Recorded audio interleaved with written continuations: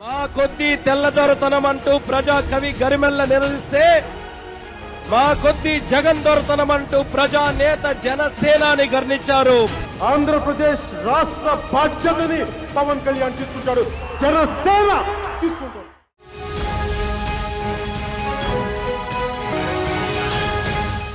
KTV Telugu YouTube ఛానల్లో మీ వ్యాపార ప్రకటనల కోసం 9154949554 కి కాల్ చేయండి. జనసేన అధినేత పవన్ కళ్యాణ్ ప్రణాళిక లేని రాజకీయాలు ప్రజల్ని కూడా విస్మయానికి గురిచేస్తున్నాయి. 2 రోజులకోసారి ఆయన ప్రచారానికి బ్రేక్ పడుతోంది. అంతేకాదు ప్రభుత్వం ఏర్పడిన తర్వాత ఏం చెయ్యాలన్న దానిపైన ఆయనకు స్పష్టత లేదు. వరుసగా సినిమాలు చేసుకుంటున్నారు. ఇంతకీ ప్రభుత్వం ఏర్పడిన తర్వాత ఆయన పాత్రేంటి?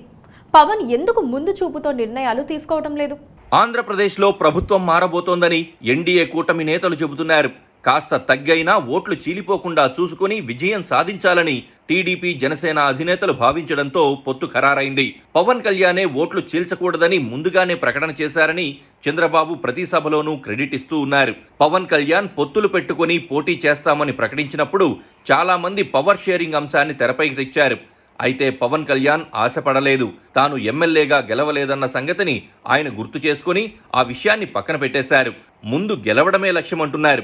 పవర్ షేరింగ్ గురించి కాదు, అసలు ప్రభుత్వంలో భాగం అవుతారా లేదా అన్నదానిపైన సందేహం ఉంది. మా కొద్ది తెల్లదొరతనం అంటూ ప్రజా కవి గరిమెల్ల నిలదీస్తే మా కొద్ది జగన్ దొరతనం అంటూ ప్రజా నేత జనసేనాని గర్ణించారు.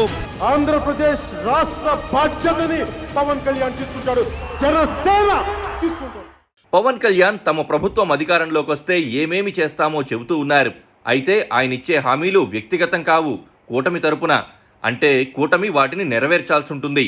మరి కూటమి ప్రభుత్వంలో పవన్ కళ్యాణ్ ఉంటారా ఉండరా అన్నది మాత్రం ఇంకా స్పష్టత రాలేదు. తాను ప్రభుత్వంలో ఉంటానని ఎప్పుడూ చెప్పలేదు. అలాంటి ఆలోచన ఉన్నట్లుగా కూడా ఆయన మాటల్లో ఎప్పుడూ దొరలలేదు. పవన్ కళ్యాణ్కు కూటమిలో ఉన్న ప్రాధాన్యం కారణంగా ఆయన కోరుకుంటే ఖచ్చితంగా డిప్యూటీ సీఎం పోస్ట్ ఇవ్వాల్సి రావచ్చు. పవన్కు చంద్రబాబు ఇచ్చే ప్రయారిటీ ప్రకారం చూసినా ఆ పదవి ఖాయం.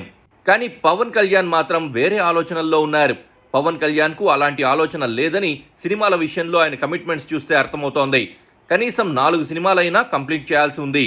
ఎన్నికలు ముగిసిన వెంటనే ఆయన షూటింగ్కు వెళ్ళినా కనీసం 2 ఏళ్ల పాటు ఆ సినిమాల షూటింగ్స్ ఉంటాయి. మంత్రిగా లేదా డిప్యూటీ సీఎంగా బాధ్యతలు తీసుకుంటే ఆ సినిమాల్లో నటించడం సాధ్యం కాదు. నటిస్తే నటించొచ్చు, కానీ చాలా విమర్శలొస్తాయి. వాటిని భరించడం కష్టం. అదే సమయంలో పవన్ కళ్యాణ్ పార్టీ అధ్యక్షునిగా ఉన్నారు. ఆయన కేబినెట్లో మరో అధ్యక్షుని కింద ఉంటారా లేదా అన్నదానిపైన సందేహాలున్నాయి. కేంద్ర మంత్రిగా ఉండటం మంచిదన్న అభిప్రాయాలు కూడా వినిపించాయి. బీజేపీ పెద్దలు పవన్ కళ్యాణ్ను కాకినాడ నుంచి పోటీ చేయమని సూచించారని ప్రచారం జరిగింది. కేంద్ర కేబినెట్ మంత్రి పదవి అంటే రాష్ట్ర స్థాయిలో ముఖ్యమంత్రితో సమానం. ఆ స్థాయిలో పవర్ చూపించవచ్చు.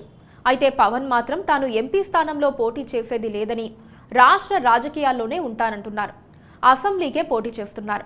ఎన్నికల తర్వాత కేంద్ర రాష్ట్రాల్లో అనుకున్న ప్రభుత్వాలే ఏర్పడితే ఆయన కేంద్ర మంత్రిగా వెళ్లినా ఆశ్చర్యం ఉండదన్న వాదన వినిపిస్తోంది. ఎలా చూసినా పవన్ కళ్యాణ్ ఓ ప్రణాళిక లేని రాజకీయం చేస్తున్నారని జన సైనికులు కూడా అసంతృప్తితో ఉన్నారు. మా కొద్ది తెల్లదొరతనం అంటూ ప్రజా కవి గరిమెల్ల నిలదీస్తే మా కొద్ది జగన్ దొరతనం అంటూ ప్రజా నేత జనసేనాని గర్ణించారు. ఆంధ్రప్రదేశ్ రాష్ట్ర బాధ్యతని పవన్ కళ్యాణ్ తీసుకుంటాడు, జనసేన తీసుకుంటాడు.